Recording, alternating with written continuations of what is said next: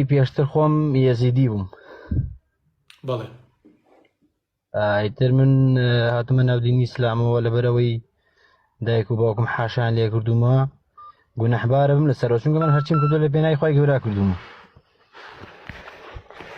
باشە قینە لەناو دینی ینی لەناو دینی یەزیدیە ئازادی نییە؟ تەنها دینی یەزیدیە نەوەڵە ئازادی چی ئەوان ئەڵێن کاکە گیان ئەبێ کەس نابێتە ناو ئێمە و ئێمەش نامێ بچین بۆ ناو کەسەوە و ناو دینی ئەوانە. ئیتر من لەخوا بەجابێ من لە ناو عایلی خۆمان نابووم، سوپاس بۆ خی گەورە کە من یەک مانگی ڕەمەزان بە ڕۆژۆ بم بەس نەمەزانی نوێشکم، ئیتر نازانم وتم زانم خی گەورە لێم قبوڵەکە یانە کە نەتزانی بێ لەسەر ئەو نەزانینە هیچ تاوانبار نابی قوربانگیان. نەمەزانی نوێشکم بە ڕۆژۆم، یعنی من باوەڕی تەواردیم بە دینی ئیسلام هەبوو، یعنی من زۆر دایمەن منەکە بانگە فەرمووی زۆر دڵم پێ خۆش بکە و خەڵکا چوو بۆ نوێش، یعنی بە غیریم پێبرم و باشە بۆ نەچم نوێشکەم یاوە ئەم خەڵکە چی نوێژەکە من ئێمە بۆ نوێژێ ناکەن. دایمەنە پرسیارە لە مێشکی منە بوو، ئیتر جاری وا بە باوکمەوت ئەموو بە ئەمانە نوێژەکەم بۆی منەژ ناکەن کە چی لێدام. باشە قینەوە ماشەڵڵا زمانێکی زۆر پاراوی سۆرانیە زانیت. وەڵایی من لە مناڵیدا تقریبەوە لەوانە 15 ساڵ زیاترە بێت لە سلێمانی. یاخواخوای گەورە لێت قوبوڵ کا قوربانگیان، ئەگە پرسیارێکت هەیە لە خزمەت تا بم براکەم.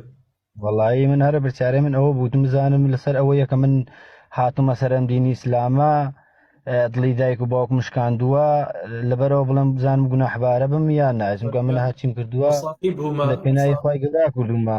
صاحبهما في الدنيا معروفة، هەرچەندە باوک و دایکت موسڵمان نین بەڵام ئەوان دینێکی تریان هەیە، بەڵام تۆ توانیت چاکەکاربی لەگەڵیانە.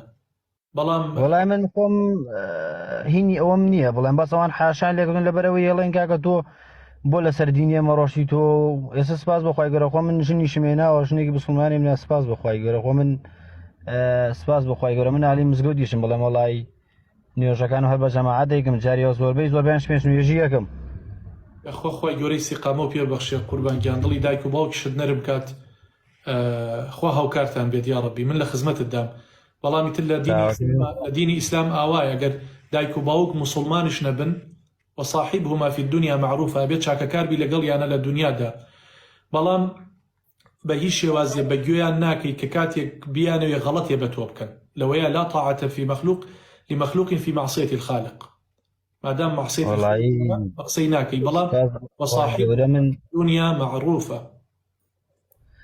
وەڵای من داواکارم لە خوای گەورە لەم خوشک و برانەی بەڕێزەوە ئەمان لە ناو لایفەکەتان هیوادارم قەدری ئەم دینە بزانم، من هەرەوە ناڵم. یعنی تۆ هەنێک کەسای ڕێزمە بۆ جەنابەت و بۆ منی ناو لایفەکەیە، هەنێک کەسە نوێژەکە یعنیەتە دەرەوە شتێکی ترەکە یان بوون منە باسی ماکە باسی واکە، هەنێک کەسە نوێژەکە هەر لە مزگەوتەکە هاتە دەرەوە باسی شتێکی ترەکە. من هیوادارم ئەم خەڵکە قەدری ئەم دینە بزانم، چونکە من ئێستا سپاس بەخوای گەورە هاتمە نا ئەم دینە، یعنی باوەڕ ناکەم برادری خۆم هەیە ڕەفیقی خۆمە باوەڕ ناکەم بە قەدەمە شارەزای بێت لە دینی ئیسلامە. یعنی من سپاس بەخوای گەورە من ڕێی خۆم دۆزیوە.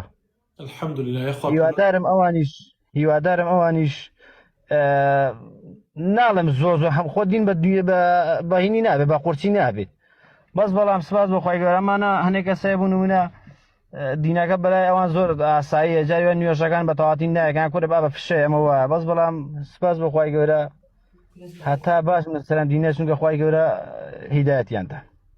خوا گەورە هیدایەتی ئەمە و جەناب و تەواوی ئەو خەڵکە بە یا ڕەبی پیرۆز بێ قوربانگیان، خوا موفقت کە خوا ئارامی پێ ببەخشێت، خوا دڵی دایک و باوک یا ڕەبی. یاخوا سەلامان وساژیان دەست و چاوە خۆش بێ و خوا ئاگادار بێ و سەرکەوتی بیشە.